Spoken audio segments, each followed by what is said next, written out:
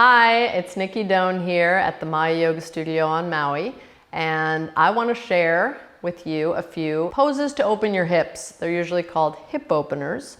What a wonderful name that is. And it's important because most Westerners have pretty tight hips. We are really lucky with the things that we have in our lives. We have couches at our house. Maybe you work at a job where you have a desk. We went to school sitting in a chair. Maybe you have a car to drive. So all of those are the trappings of an affluent lifestyle. So tight hips is the affluent disease. And it's really important to address tight hips because when your hips are tight, it often affects your lower back. Okay, now I'm just going to show you the hips are generally this area. Okay, so there's four sides to the hips. There's the front, the back, the outer, and the inner. So we're going to just do a few poses today to address a couple of those spots because it's really important. And especially the hips is kind of like the middle of our body, right? So when an area of the body is stiff, for example, the hips, when the hips are stiff, you have to be really careful when you start opening them, specifically of the joint above and the joint below. So what's above the hips is your lower back. What's below the hips are your knees. So I have a couple of props here. I have a block and a blanket that I'm going to show you how to do some of these poses with modifications. So the first pose is called Virasana. Okay? And Virasana is a seated posture. So you're going to sit, I'm going to show you this way. You're going to sit between your feet and you're going to take the block. You put it wide ways so it's under both sitting bones and you sit between your feet. So your feet point straight back, your thighs are parallel to each other, your pelvis is neutral. I usually grab the skin of my buttocks and pull it back. And this block, the front edge of the block should be just in front of your sitting bones. Your pelvis is neutral. Now if you have any pain in your knees, then you want to go higher. Okay, you should never feel pain in your knees like I just said. So you sit in this pose. Sit up nice and tall, lower your chin towards your chest, and just take a few breaths here. Close your eyes. Breathe in through your nose. Breathe out through your nose. Feel your sitting bones press into the block.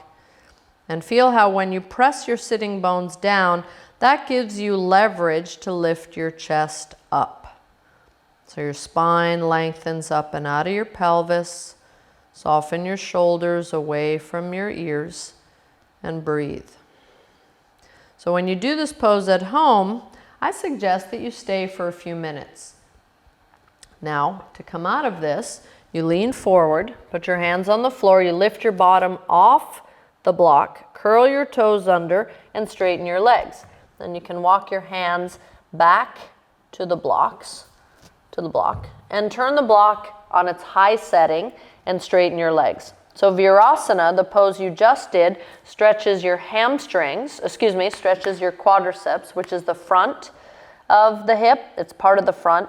And now this pose, Uttanasana, stretches the back of your leg, which is the back of the hip. It's the hamstring. So straighten your legs, lift your kneecaps, spin your thighs towards each other, and do your best to lift your chest.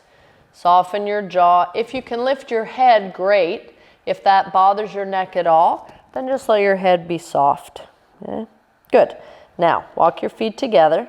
Bend your knees.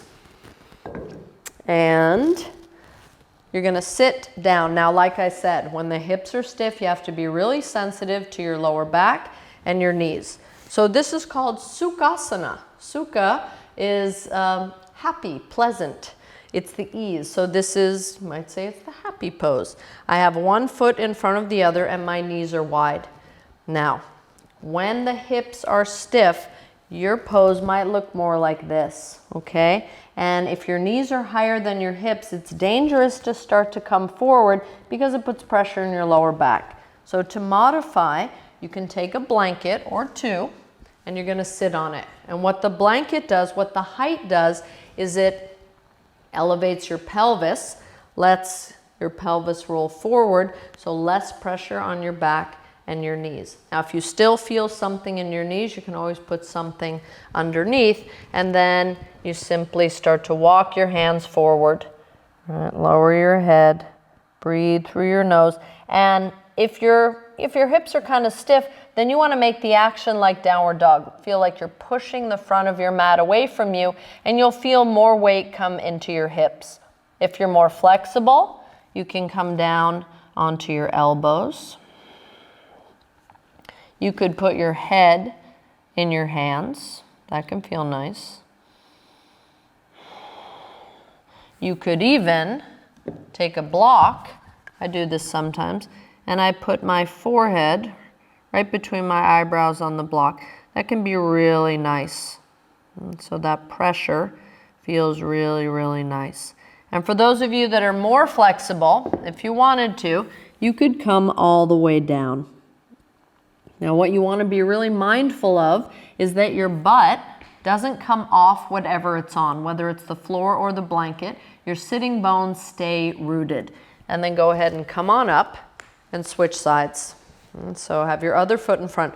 The wider your knees are, the stronger it is in the hips, and also the more vulnerable your knees are. So again, be sensitive. So come forward. Remember, your sitting bones stay down. And walk your hands forward. Again, maybe to your elbows, maybe your head in your hands. Maybe you like the block. I personally really like the block. I let my head rest there. Really, it's my forehead, right between my eyebrows. And breathe. Soften your jaw.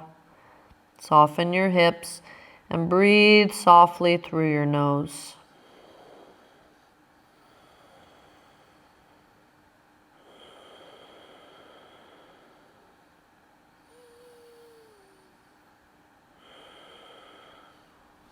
Now, slowly sit up. And the next two poses we'll do laying down. Okay, when you lay down, it's actually a lot safer on your knees because your sitting bones are not on the floor. So this pose doesn't really have a Sanskrit name. So you're going to lay on your back. If your hips are stiff, you might feel that your chin is lifting. If that's the case, then please take the blanket and put it under your head so the back of your neck stays long and the front of your throat stays soft. Now take your right foot and your outer heel, right just below your ankle, goes right to the edge of your left knee. So the alignment is important. The bottom of your right foot should be flush with the outside of your left thigh, and then flex your right foot. When you flex your foot, it stabilizes your knee. Now this foot you can either flex or point, that's up to you, but it's off the floor. Reach your right arm between your legs and left arm to the outside of your left leg. And depending on your flexibility, you first interlace your fingers around your hamstring, that's the back of your thigh. If you are more flexible and you can take your shin, wrap around the front of your shin, great, okay? And then breathe. Keep the back of your neck long. If you want to increase the sensation in your outer right hip, because this works the external rotators of the hip, then you start to bend your elbows and you draw your left thigh towards your belly. Keep your right foot flexed, that protects your right knee, and breathe.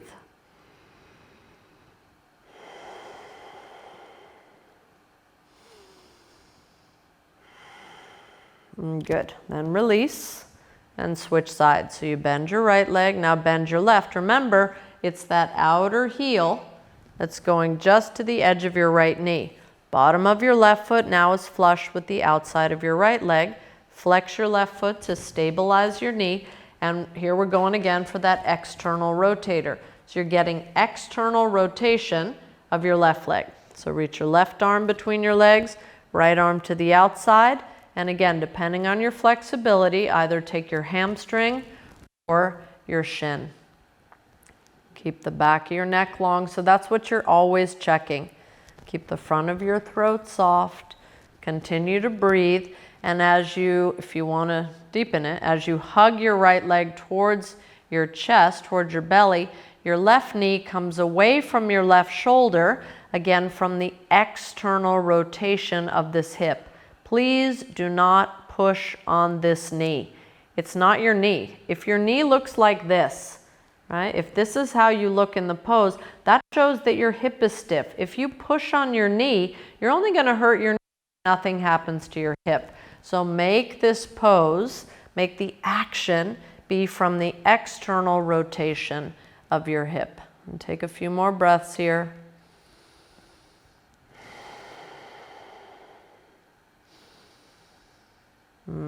Good. Now release. Straighten your legs to the ceiling. Supta Gomukasana. Okay, now you're going to cross your right leg in front of your left, and I'm talking about your thighs. Cross your thighs, bend both knees. Reach up with your hands. Left hand holds your right leg. Right hand holds the left. And you're going to hold anywhere along your shin, from your ankle to your knee. Please don't take your feet. Look at this. If you grab the feet, the tendency again is to pull, and usually all that does is it stretches the outer ligaments of your feet. You don't want to do that. It destabilizes the ankle. So take your shins, and if your knees are a little sensitive, flex your feet and breathe. Keep the back of your neck long, and again, draw your legs towards your belly. And this one is really strong and effective at stretching the piriformis muscle, which is underneath the glutes. So again, external rotators. So stay here for about a minute. Soften your jaw, your teeth, your tongue. Breathe through your nose.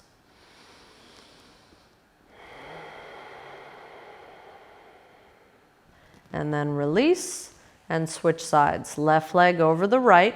And always one side is going to be a little different than the other. In my own practice, personally, I stay on the stiffer side twice as long as the more flexible side. And again, flex your feet if your knees feel sensitive. Bend your elbows and draw your legs towards your belly. Breathe through your nose. So your sitting bones are off the floor. Do your best to keep the back of your neck long and the front of your throat soft.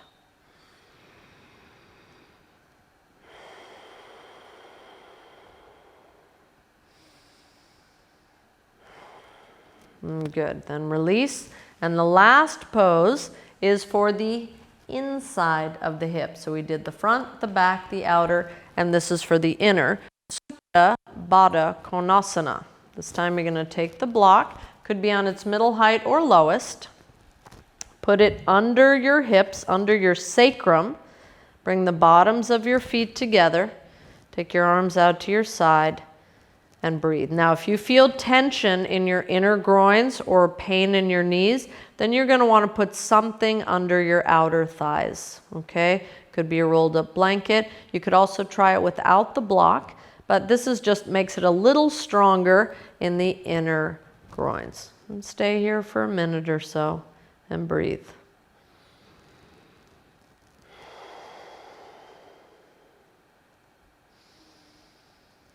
Try not to bounce, just see if you can breathe into your hips. Soften in your inner groins, soften in your lower belly.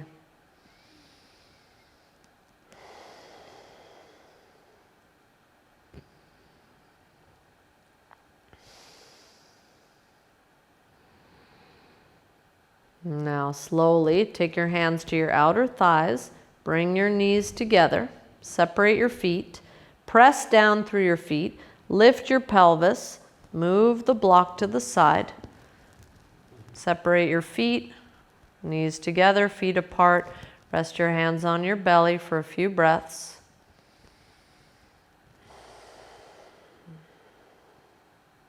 So as the knees come together and the feet are apart, it softens the inner groin.